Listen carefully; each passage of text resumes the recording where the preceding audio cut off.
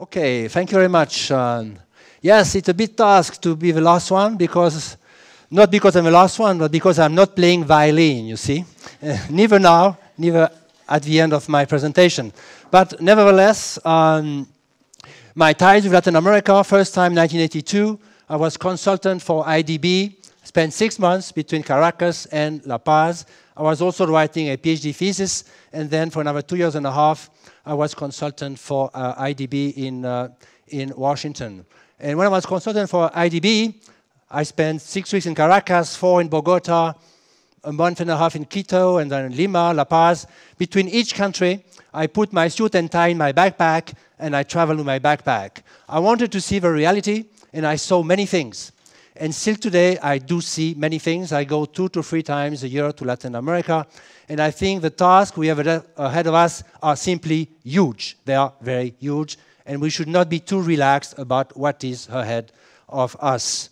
The Swiss government has substantial programs around the world and in Latin America in order to alleviate poverty. I won't talk about eliminate. This is going to be for my last slide, but for the time being, I will say to alleviate poverty. The programs refers to development and have a significant social component. Our partners are governments, they are NGOs, they are social entrepreneurs. First, I will present an overview of our international cooperation, and then I will move to Colombia and to Peru with 3 projects in Colombia, which I found interesting, and 2 projects in Peru. Now, looking at the scale of the situation, the Swiss government receives from Parliament a budget envelope every 4 years. Right now, it's 2013 to 16, it's 11.3 billion Swiss francs in order to alleviate poverty around the world. We have a Swiss Agency for Development and Cooperation. They have an envelope of 10 billion. And in this envelope, for 2015, there is 100 million going to Latin America, where we are in Bolivia, Cuba, Nicaragua, Honduras, and Haiti. That is the poorest countries in Latin America.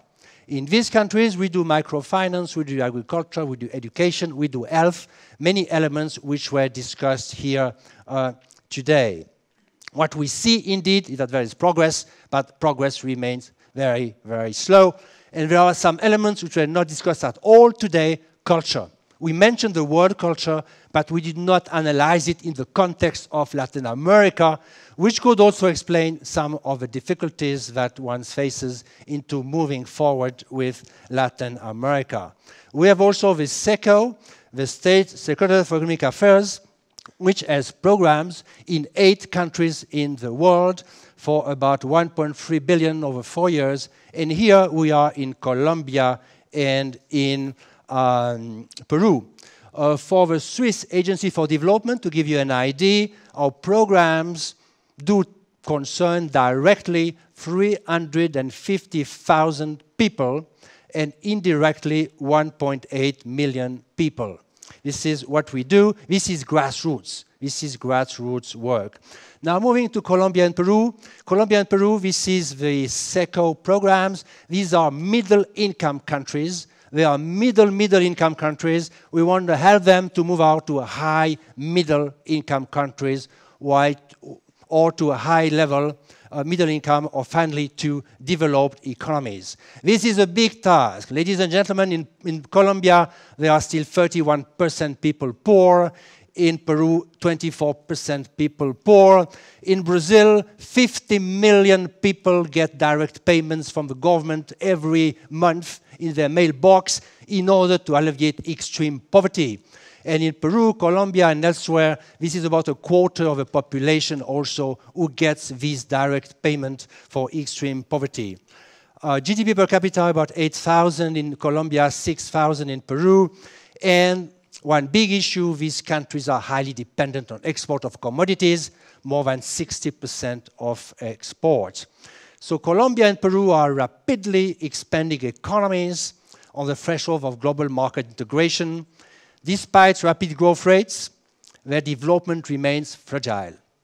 Poverty and social disparities persist, accompanied with other global challenges such as urbanization, infrastructure, bottlenecks and unemployment. And there is a problem. Middle-income countries have always the risk to falling back. Therefore, all the more important our task. Let's look at Colombia. For Colombia, we have 3 objectives.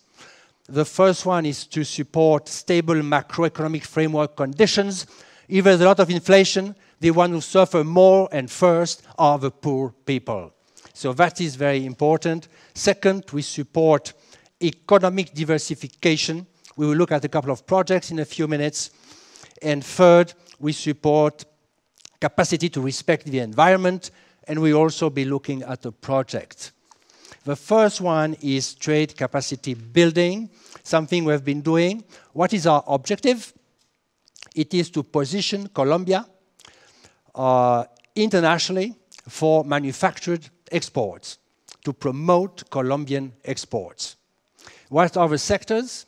There are natural ingredients, textiles and apparel, processed food, organic food, software, and information technology. In these 5 sectors, Colombia has comparative advantages. Therefore, we did some market research reports on the 5 sectors with fact sheets per product.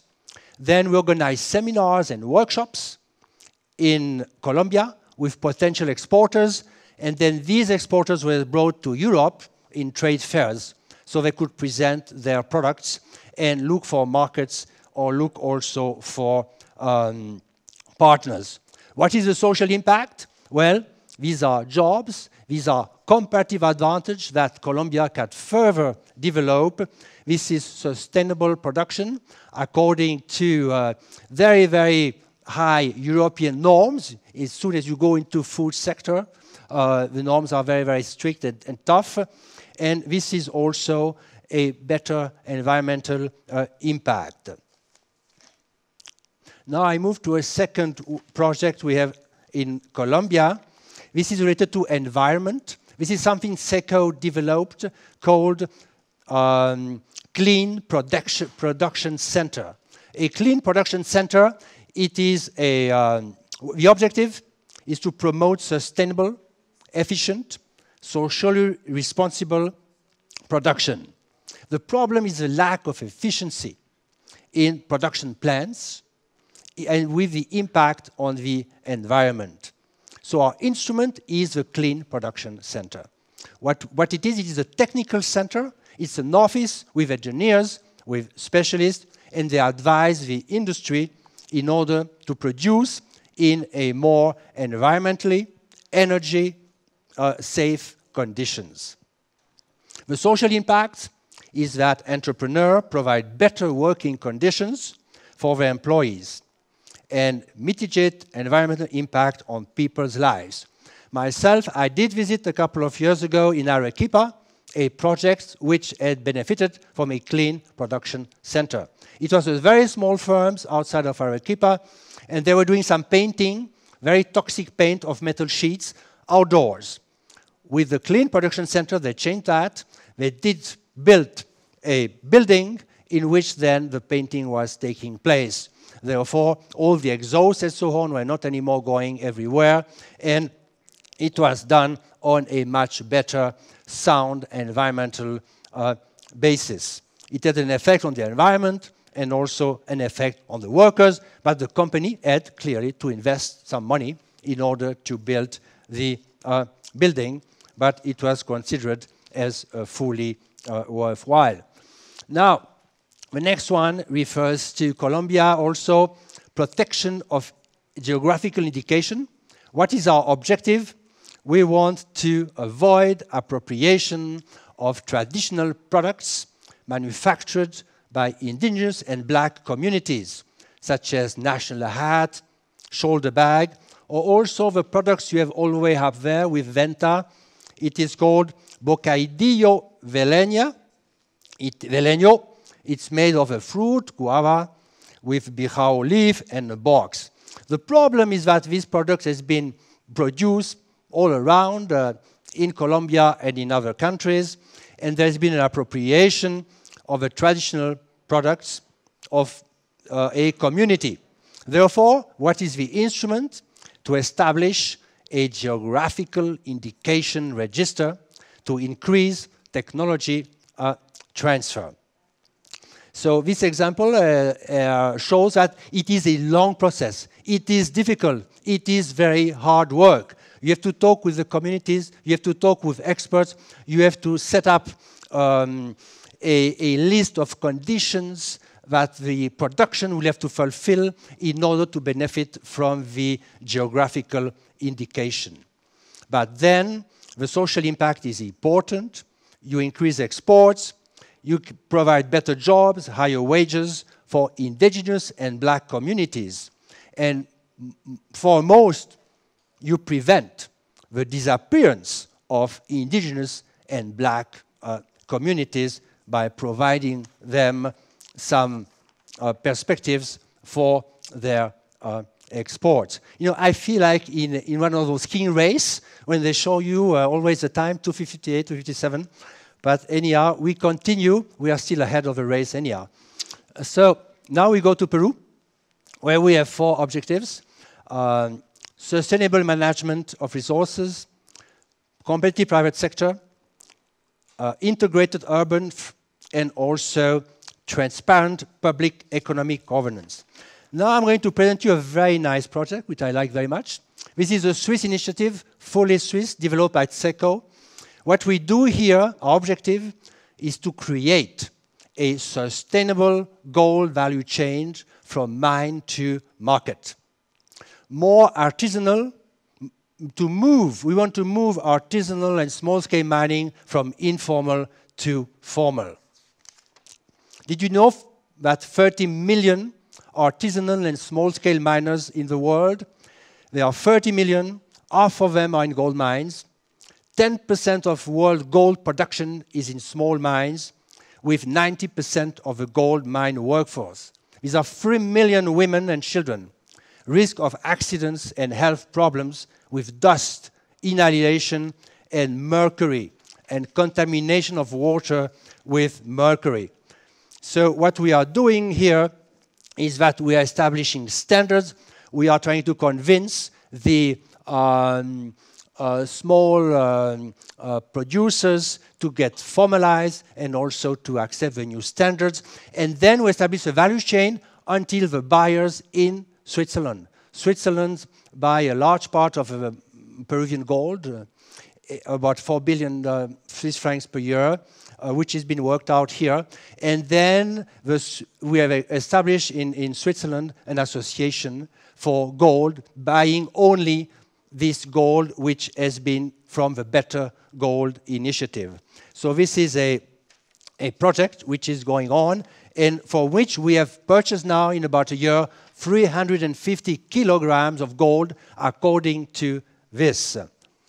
Now, how couldn't I finish without Machu Picchu? Machu Picchu is, as you know, a very nice site in Peru. Here we have a project on tourism, diversification to help the people. We have developed bed and breakfast way up in the Andes to help these people in order to have more income. We have also been formalizing businesses to help for competitiveness. Now it's 15 seconds. I never run a 100 yards dash in 12 seconds, so you'll have to give me a few more seconds. I'm coming to my conclusion. I used to run track and field. This is why I know exactly what it means. Going up to 27, it's already better, yeah. This is about 200 yards dash now, but I think we'll make it. My conclusion comes in right here. The prospects of the Swiss Agency for Development and Cooperation have a significant social component, addressing poverty and basic needs in poorest countries in the world. Projects of SECO aim at increasing the quality of life of emerging middle-income countries, focusing on economic development, institutional, social, environmental issues. We work very closely with governments for our programs. For the social benefits to trickle down, and this is a big issue, how do they trickle down? Interest and commitments by entrepreneurs are essential. We need more vocational training for young people. Social impact activities are win-win for firms and countries. More emphasis on awareness is required for firms and governments. Finally, the potential is very large, the needs are huge, and the resources are limited. But this is not my last word. My last word is that in order to succeed, you need first clear objectives, second determination, third hard work, and fourth the willingness to change the world, and then you are right here. If you can do this, you can do lots of other things too. But you need the 4 conditions I just mentioned. Thank you very much.